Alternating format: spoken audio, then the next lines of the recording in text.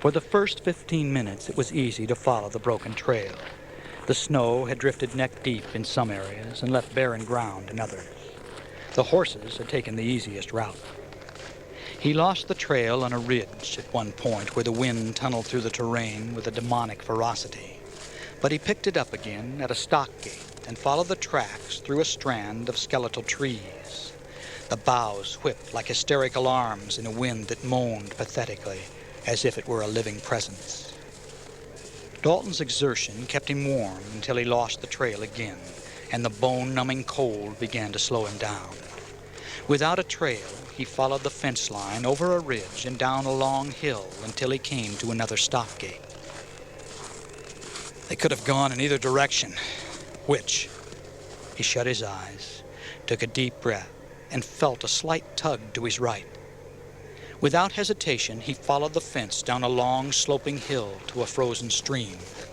He figured he was 4 miles from the commune, maybe 5. There were a dozen homesteads and small ranches within that range, and he obviously had further to go. Momentarily closing his eyes against the wind and snow, fearful premonitions flooded into his mind. Stephanie running in terror down a long hallway. He could hear her cries and feel her terror. Flames leaping from the autonomy pyramid, superimposed images of Stephanie trapped in the apex. Stephanie, her magnificent golden hair in flames around her head. Stephanie dying. No! He screamed into the wind, opening his eyes. The blizzard was no longer merely a storm, but a malevolent energy with hateful intentions directed at autonomy. Dalton sensed the repugnant converging of dark forces in preparation for battle, the prelude to a terrible conflict between hope and fear. He tried to shake off the premonitions and concentrate upon following the trail of those who were trying to destroy his world. The icy, stinging Arctic gale was driving out of the north as he trudged northwest, or what he thought was northwest. Stumbling, he fell on a frozen stretch of ground, tearing his Levi's and ripping a bloody gouge in one knee. Swearing in pain, he climbed back to his feet, momentarily disoriented. He peered desperately through the driving snow until he found the fence again. Dalton followed the fence, which crossed a small valley and led up a hill to a pine-covered ridge. There, he ran into a split-rail corral. Squinting, he could make out the silhouette of a barn. Making his way around the corral, he carefully opened a Dutch barn door and slipped inside. It smelled of alfalfa hay, straw, and manure. Snapping on the flashlight, he saw that he was in a narrow walkway between cattle milking stalls and hay bales that ascended 20 feet in the air. 4 cows looked at him sleepily. He made his way down the walkway, around a corner to a separate stock pen in the back of the barn, where 6 horses huddled together. He moved closer, vaulted over the railings, and strode into the midst of the horses. A bay and a roan were still wet beneath the saddle area. Racking the slide of the 45, he exited the barn the same way he'd entered. Peering around the corner of the building, he could barely see the outline of a 2-story house against the stormy night sky. It was 50 yards away, and a dim light shone in a first-floor window. Sprinting across the barnyard, Dalton climbed a low fence surrounding the property and made his way through deep snow to the house. The light came from a kitchen window. 2 men sat drinking at a table, a kerosene light between them. They were laughing. Dalton could see that the glass-windowed kitchen door opened directly into the backyard. There was no deadbolt. Ducking beneath the window, he inched slowly through the waist-deep snow around the corner of the frame house and up the steps. The door splintered inward, the glass exploded out of the frame, and Dalton was already in the room before the 2 men could turn around to look down the barrel of the 45. "What the hell?" snarled the bearded man, jerking unsteadily into a standing position. He was easily 6'3" and looked like a grizzly bear. The other man was younger, maybe the son. He remained seated and threw his hands out to show he had no weapon. "What's this all about?" roared the big man. I follow you straight from autonomy, and you have the nerve to ask me what this is all about? Dalton held the .45 with two hands, his arms fully extended, centering first on one man, then the other. "Daddy, I told you they had special cops," screamed the young one. "Shut up, Sam. Shut the hell up."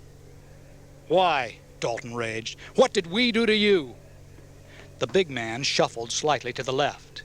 Dalton squeezed the trigger, and the bottle of Jim Beam on the kitchen table blew into 1,000 fragments, drenching the two men in alcohol. The big man froze. "Why, Sam?" The handgun was now aimed right between his eyes. "We all knowed it. Everybody in the valley. If New York sunk, everybody in California is going to come straight to the Bitterroot to join that witch woman," Sam sputtered. "We heard about New York on the radio." The big man spoke. "We're going to make sure there ain't nothing left for them California crazies to come here for." You going to kill us?" Sam asked, fear clouding his voice. "No. You're going to jail as an example to others," Dalton said, his voice weary. "The hell we are!" bellowed the big man. He kicked the table into the air. The oil lamp crashed to the floor and shattered on impact, showering flaming kerosene on Sam. The Jim Beam that saturated the two men ignited. Screaming, Sam leaped to his feet, flames engulfing his contorted body. His father sprung sideways, dropping to his knees, and came up on fire with a lever-action rifle in his hands. Dalton dove out the door into the snow and rolled away as shots exploded behind him. Shrieking, Sam ran deeper into the house. From the snowbank, Dalton saw the flaming figure blaze past the windows of the next room and disappear. The father pursued the son into the bowels of the house, yowling loudly enough to be heard over the roar of the inferno. Flames filled the windows of the next room. Evidently, Sam had run upstairs, for Dalton could see an orange glow in the glass on the second-floor windows. Standing safely in the shelter of the barn door, he watched the house burn to the ground. No one came out. He remembered being ordered to burn Vietnam villages and felt sick. He wondered about retribution and karma and what he would have to do to protect those he cared about from what was to come. Then, he saddled a horse and rode back to the commune.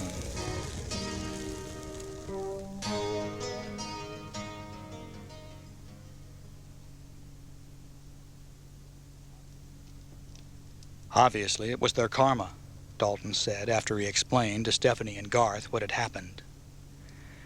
"Are you so sure you've incurred no debt?" Stephanie said, disgust in her voice. "You certainly acted with intention." "Intention to defend the 424 people who live in this commune," Dalton replied. The only light in the conference room came from the fireplace. Garth poured Dalton a steaming cup of coffee from the coffee pot warming on the hearth. Dalton clamped his still-cold fingers gratefully around the steaming mug. He shivered as the melting ice trickled from his long raven hair down his neck. "The broadcasting unit is knocked out," Garth said. "We have no power, no heat, no phones, and possibly, worst of all, Californians' fear has intensified and increased the likelihood of an immediate exodus." "I don't understand. Why immediate?" Dalton said. Stephanie replied, "On the air, I just said, now we have to face the fact that California will sink beneath the sea when the generator exploded. The rest of the sentence was, in 8 to 12 months. Garth said, "Without power, we can't even contact our Los Angeles office with a short-wave relay. They could at least issue a press release containing the rest of Stephanie's message." "Well, there's really no reason to worry," Stephanie said. "Dalton and his assault group can just shoot all the strangers as they arrive." "Stephanie," Dalton said. "This is a metaphysical commune, Dalton. I don't think you understand that. Our message is peace, light, and love. I preach positive thinking and unconditional love. Do you listen to anything I say? I want those weapons destroyed in the morning, and that handgun of yours along with them." Dalton glared across the table at the beautiful woman addressing him. "I love metaphysics as much as you do, Stephanie, but I'm a realist. You're a visionary who's been wise enough to depend upon realists to help you attain and maintain your power." He stood up and placed both palms flat on the table. Leaning across the table till his face was within inches of Stephanie's, he said, "Please don't forget that this commune isn't just you." His voice was flat and controlled. "Good night."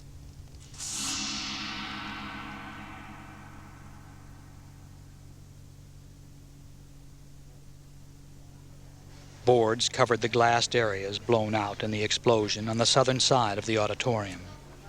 Without power, the sanctuary was dimly lit by the overcast light emitting through the glass slits on the northern and western walls.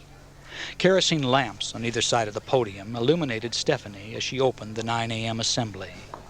She wore a floor-length wool coat over her white robe.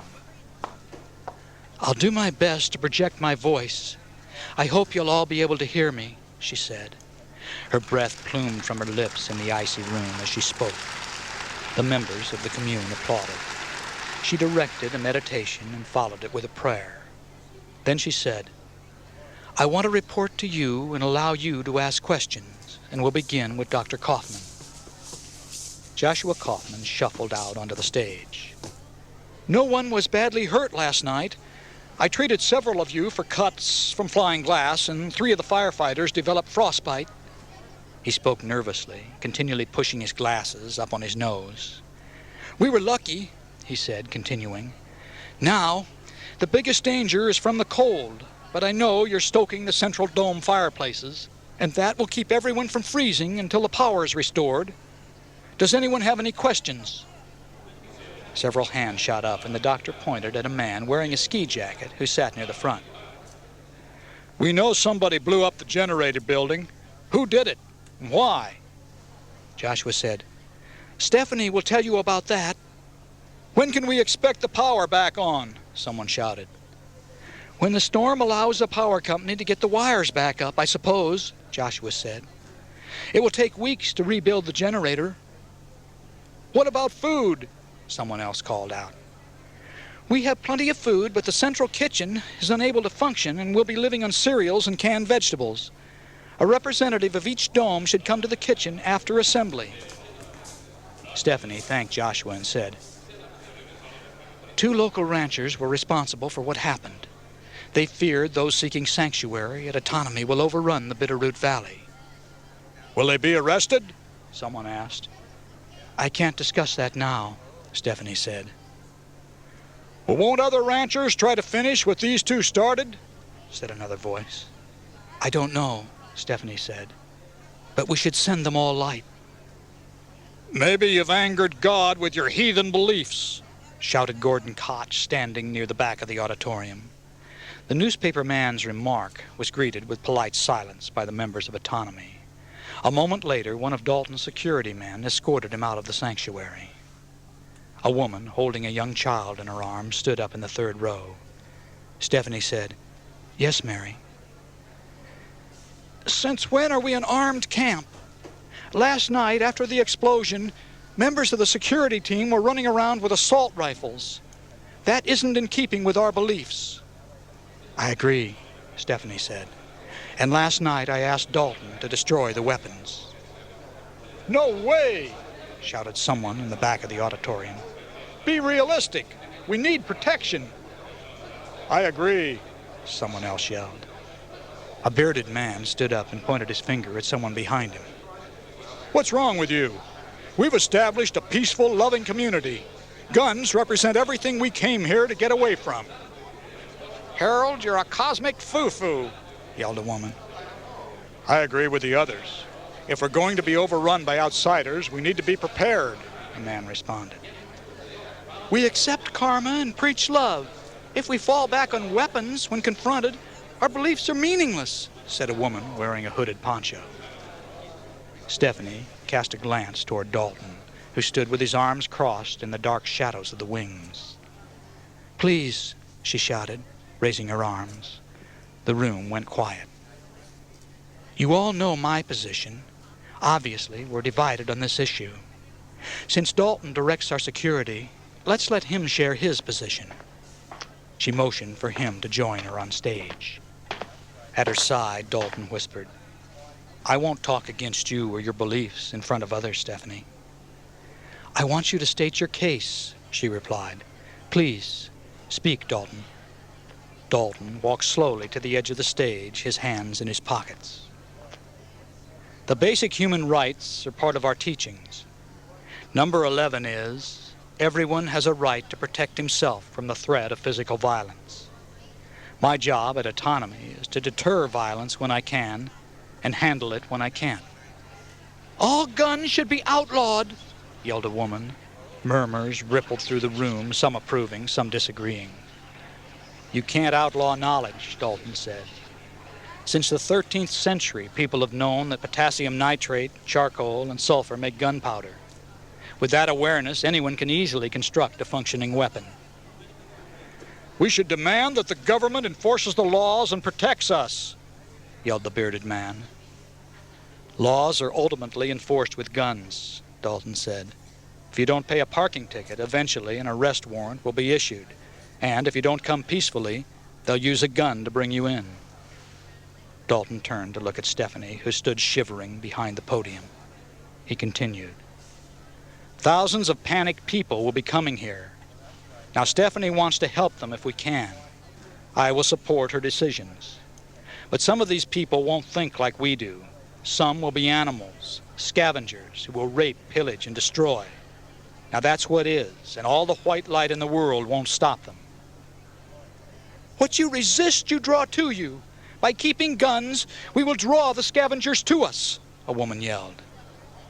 "Don't interpret the law of resistance so literally," Dalton replied. "Does wearing a seatbelt draw an auto accident? The guns are deterrents. An armed security team is the best way to guarantee Autonomy's freedom." Dalton walked off the stage and Stephanie said, "I don't agree with Dalton, but it's only fair to vote on something so important. All in favor of destroying the guns, please put up your hands." Stephanie raised her hand, as did 2/3 of the audience. "The guns will be destroyed," she said. "All right, now, we must discuss how to best serve those who will come to us for shelter. Garth will explain the initial plans." Stephanie left the stage and found Dalton in the wings. "Will you destroy the weapons?" she asked coldly. "I'll remove the assault rifles from the commune," he said. "No, they must be destroyed in front of the entire commune." Dalton didn't respond. "What about this?" she said, patting the .45 under his arm. "Sorry, Stephanie." "It has to go." "I have to be able to protect you." "Not at the cost of shooting someone else," she said. "You'll get us both killed." "If that's our karma, Dalton." "You claim wisdom erases karma." He looked into her eyes, their electric blue muted by the dim light. "Maybe wisdom amounts to protecting ourselves." "Are you ever going to put your faith in God instead of bullets?" Stephanie asked, her voice as chilled as the Arctic wind howling against the walls of the pyramid. Dalton turned away from Stephanie and for a moment focused upon Garth's voice, explaining how he would appeal to the government for help. "If they'll give us tents and supplies, and if the National Guard will support our efforts, and if—" Dalton turned back to Stephanie. "Too many ifs." He ran his fingers through her long golden hair, kissed her on the lips, and walked away.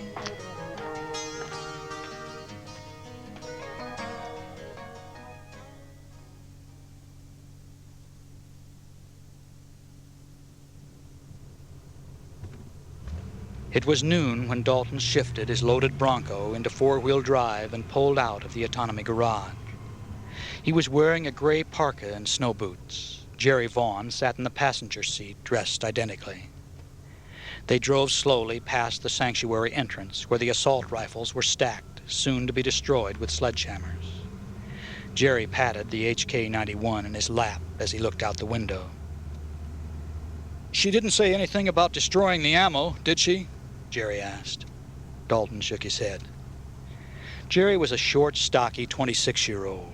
He had an enthusiastic personality and a habit of sticking his tongue in his cheek, as if the bulge on his face helped him to think things through. Dalton liked him. As long as Jerry's job assignments didn't require too much attention to details, Dalton could count on him to do an efficient job. The 3-mile road out of autonomy had been opened by the commune's plow-rigged Jeep. The driver reported a county plow on the West Fork, so Dalton hoped to find a passable route into Darby. Skeletal trees lined the road, shuddering in the fierce wind that was redistributing the drifts. No new snow was falling out of the bleak sky. The windshield wipers swept lazily back and forth. Dalton turned the heater up and snapped on the radio. Stale air hissed out of the vents, and Bruce Springsteen wailed out of the speakers. The county road was clear as they turned in the direction of town. Following the song, the announcer said, "The latest weather report says the storm is waning and will be over by morning. And, if we can believe this, a huge warm front is moving in right behind the blizzard. We could have spring-like temperatures of 50 degrees by Sunday. Currently, highways 93 and 12 are open. Route 38 is still blocked at the pass. Interstate 90 is open between Missoula and Butte, but Interstate 15 is still closed between Helena and Great Falls. Power is expected to be restored before nightfall in the Hamilton and Darby area. Now, here's Willie Nelson singing a golden oldie, Blue Eyes Crying in the Rain." "What do we do first?" Jerry asked as they turned left on the 2-lane State Highway 93. "I'll call our L.A. offices," Dalton replied. "They need to release Stephanie's message to the press." "Don't you think a lot of people will have already left California?" Dalton nodded. "Depending where they started from, and if they drove all night, they'll probably be coming over Lost Trail Pass within a few hours." Dalton pulled into a gas station on the edge of Darby and called out the window. "Is your phone working?" "Nope," said a bleary-eyed old man in a cowboy hat and worn leather jacket. "Closest working phones are probably in Hamilton." Back on the highway, Jerry said, "Doesn't it seem like we're going against an awful lot of traffic?" "City cars. If you look closely, you'll see the Hertz and Avis stickers," Dalton said. "People flying into Missoula and driving to autonomy." "Oh, my God," Jerry whispered. "I'll bet we've already passed 100. "Yeah, the agencies will run out of rentals soon," Dalton said. "Then the cab drivers will get smart and start pooling rides until word gets out and the bus company sends in a team." "But at that rate, the commune will be overrun before morning," Jerry said. Traffic slowed to a crawl several miles out of Darby, where the wind had drifted 2 feet of old snow across the highway.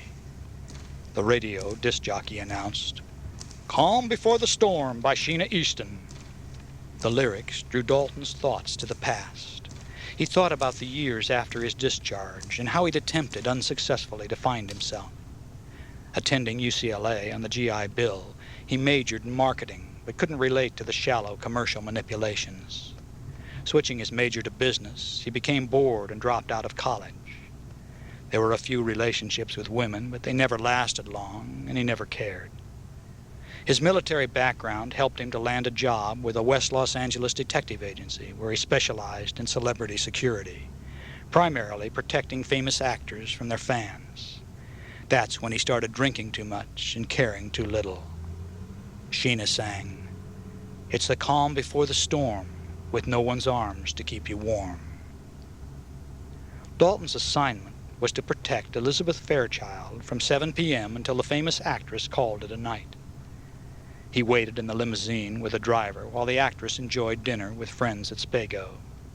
Afterward, Elizabeth wanted him to take her to a psychic gathering in West Hollywood. Without further explanation, Dalton followed her up the stairs to the 3rd-floor loft, where 24 people were gathered in a room that smelled of incense.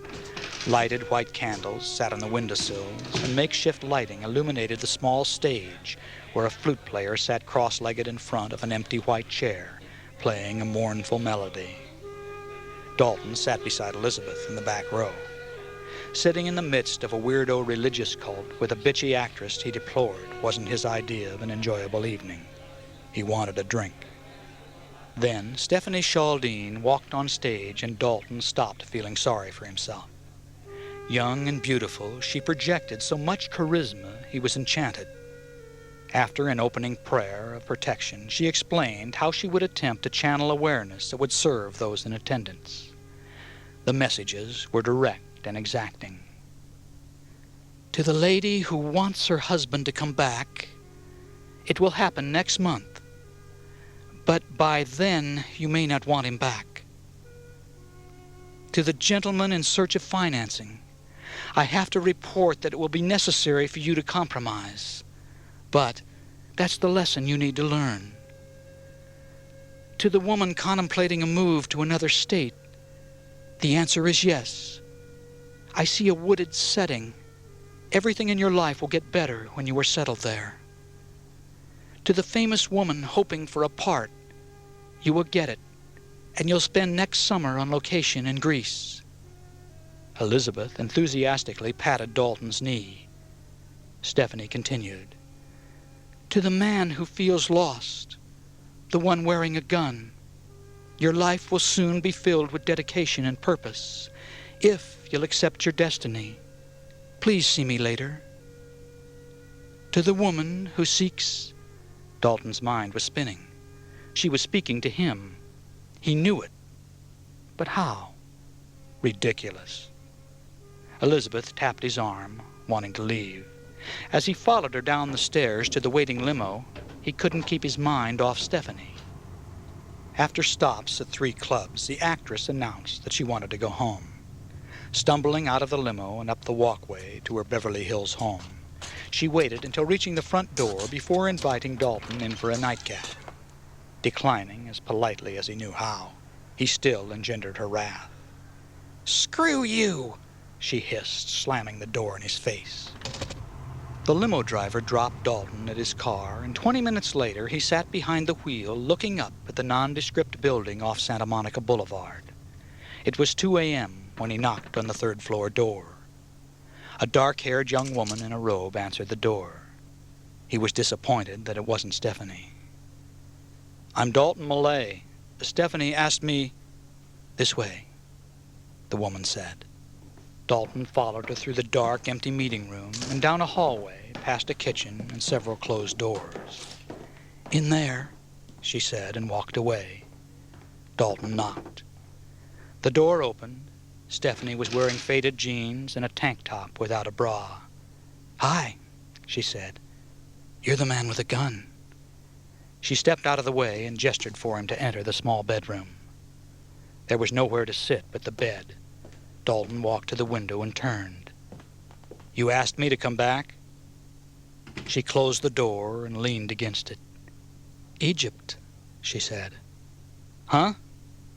"We were lovers in Egypt." Dalton didn't respond. "Mesopotamia, too," she added. "What are you talking about?" "Reincarnation. Why do you carry a gun?" "I thought you were psychic." She laughed. "How about a cup of coffee?" Stephanie led the way back down the hall to the kitchen. Another couple in bathrobes was sharing a sandwich. Stephanie said, "David, Susie, this is..." "Dalton Millay," he said. "Welcome to autonomy," David said, extending his hand. When David and Susie left the room, Dalton sat down at the small kitchen table. The kitchen was crude and basic, with no effort spent hiding the plumbing and wiring.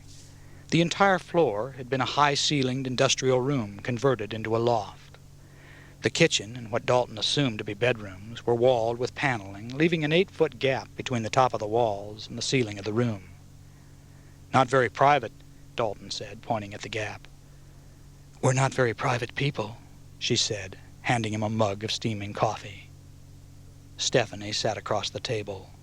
Dalton felt hypnotized by the electricity crackling from her blue eyes. "Are you a religious cult?" he asked. "A metaphysical commune," she replied.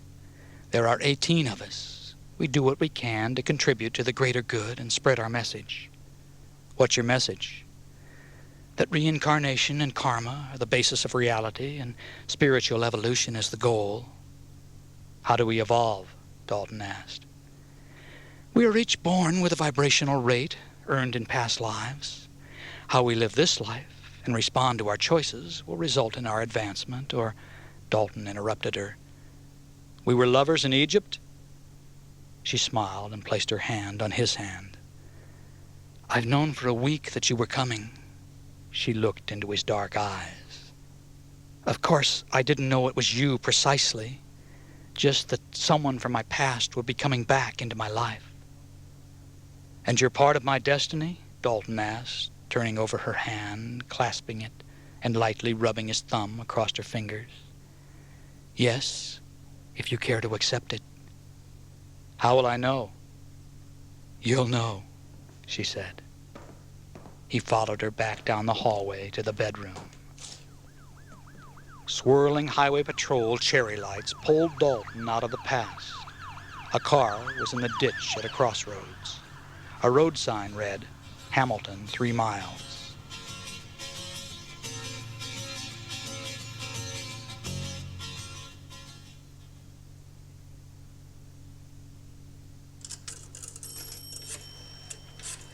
Dalton spoke quietly into the payphone in the alcove of a highway restaurant just inside the city limits of Hamilton. As Garth requested, he delivered the message to the autonomy people in L.A. The group leader promised to have a press release in the hands of the wire services, networks, and California media within 2 hours. Returning to the table, Dalton found his meal waiting and Jerry's plate nearly empty. Mission accomplished, Dalton said, placing his napkin in his lap. The coffee shop-style restaurant was filled with outdoor workers, telephone linemen, plow operators, electricians, and cowboys. A plastic-covered menu displayed photographs of most of the food offerings. A Dwight Yoakam song played on the jukebox, something about a long white Cadillac. Hey, long hair, said one of the 3 men at the next table. You two part of that New Age commune out on the West Fork? That's right, Dalton said softly. Why don't you go the hell back where you came from? Dalton ignored the remark and began to eat his salad. Jerry tensed in his chair, his tongue rolling around in his cheek. Dalton caught his eye and shook his head, his facial expression saying, Ignore it. I'm talking to you, faggot. Dalton looked at him.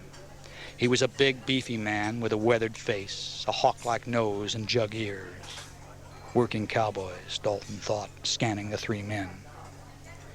You wearing a white robe underneath those Levi's, faggot? One of the others said, It's so purty, you sure it ain't a broad in men's clothes?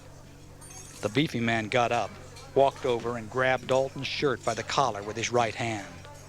Dalton remained seated and calmly clasped his own right hand over his assailant's hand, locking it in place. Then he threw the heel of his left hand into the man's elbow, snapping it. The cowboy jerked away, screeching in pain. The son of a bitch broke my arm!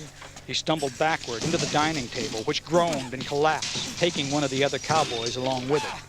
The 3rd man was on his feet, swearing as he sprinted for Dalton, who eased up from the table and delivered a snap kick into the man's knee. The cowboy flailed as he fell forward into Dalton's ascending elbow, which struck him in the chest like a hammer. He hit the floor and didn't move. His head cradled in a plate of mashed potatoes and half-eaten steak. The man with the broken elbow screamed, You're going down, man! We'll burn you out if we have to! Dalton met the eyes of a 3rd cowboy, now on his feet. The man quickly threw out his hands to indicate he didn't want to fight. The other patrons stared wordlessly. Dalton picked up his check from the table and walked away.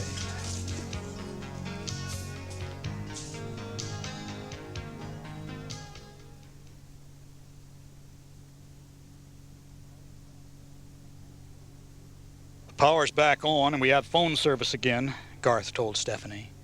I called our offices in L.A., but Dalton had already talked to them. They said thousands of people have called, and every newspaper, radio, and TV station wants an interview. Stephanie said, Demi and Johanna suggest a series of interviews using a satellite feed from a station in Great Falls. I'll talk directly to 40 or 50 different stations, make my points, and answer questions asked by the local personalities. Garth nodded his approval of the idea and then said, I've left messages with the governor's office, key state legislators, and 3 Washington senators. The sheriff's department is aware of our expectations. Will they help? Once people are on our property, there's nothing they can do but help us keep the peace if a problem arises. They warned me not to allow more people in here than we can take care of, or we'll be violating all kinds of rules and regulations. Stephanie walked to the window of the conference room and looked down on the activity. "How many so far?" "A couple hundred," he replied. "But it isn't slowing down."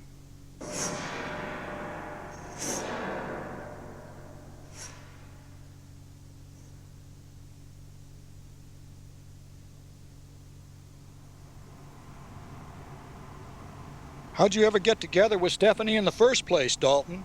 Jerry asked. They were backtracking Highway 93 on the way to Lost Trail Pass, which was located at the Idaho-Montana border on top of the mountain. Dalton remembered the first autonomy location in Los Angeles and the way the crowds had gotten a little bigger each month. He remembered lying in bed with Stephanie, with her reading his palm and telling him things about his past she had no way of knowing. "You had a terrible childhood, didn't you?" she said, stretching his palm first one way, then the other. "I survived," he replied. "You learned to detach is more like it," she said. "What happened when you were about 12? "That's in my hand?" he said, surprised. "See this red dot and the way the line branches off?"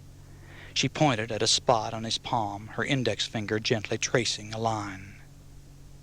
"When my mother died, I ran away from home, hitchhiked out here, and never saw my old man again."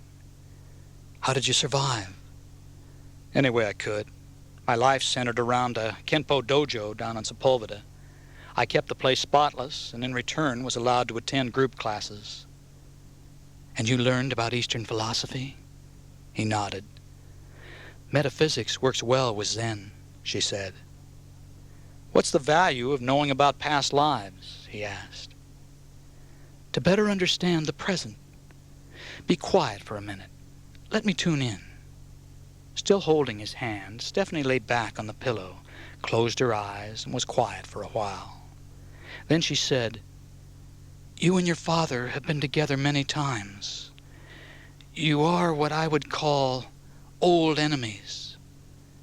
Your last shared incarnation was in England during the time of plague. I see you turning him away. He won't go, and you're hitting him." Dalton slid out of bed and stood looking down at Stephanie. Her eyes opened, and she looked at him dreamily. "I don't need to know that," he said. "You'll keep reincarnating together until you resolve the hatred," she said. 3 months later, when Dalton better understood the workings of karma, he returned to the Midwestern city of his childhood to find his father and make peace with him. They remained in contact until the old man died 3 years later. "It's ended," Stephanie said when he returned from the funeral. "It's getting scarier by the minute," Jerry said, shifting in the seat of the Bronco. Since passing the West Fork turnoff, they had encountered a non-stop stream of oncoming traffic. Most of the vehicles displayed California plates. Among the cars, trucks, and vans, they passed several groups of bikers, usually a dozen or more riding 2 and 3 abreast. "Geez," Jerry squalled when he saw a biker with a coyote's head as a hat and carrying a pump shotgun. Dalton looked at Jerry. The light was fading out of the storm-shrouded sky by the time Dalton crested Lost Trail Pass. The sign read, "Continental Divide, elevation 6,995 feet.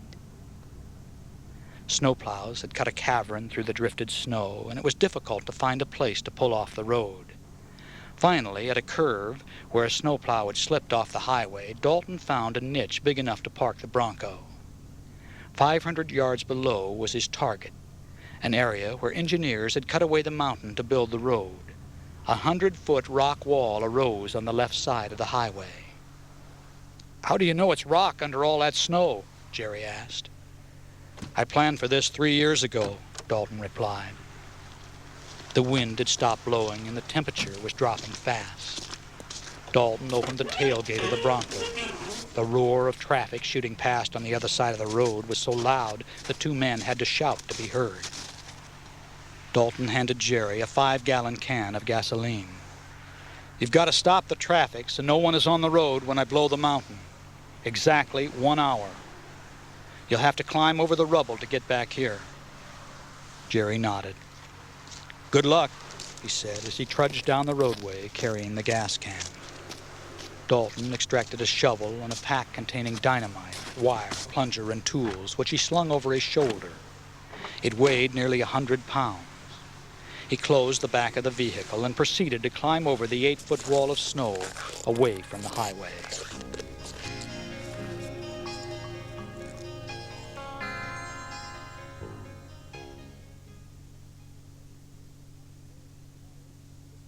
Every seat in the sanctuary is full, and they're 6 deep around the edges, Garth said.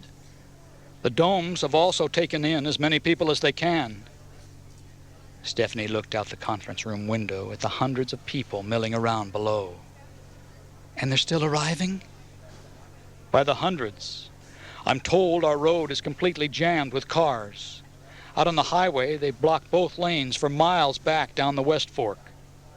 Garth took her hand. The security team is keeping order, and our people have organized a dining room rotation system that seems to be working.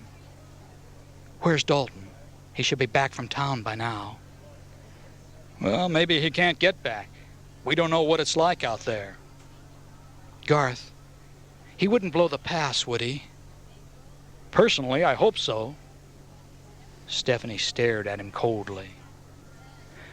Close off the offices, but start letting people into the classrooms on the 3rd level. We can't leave them out there in 0-degree weather. The classrooms will be full in an hour, Stephanie, Garth said as he left the room.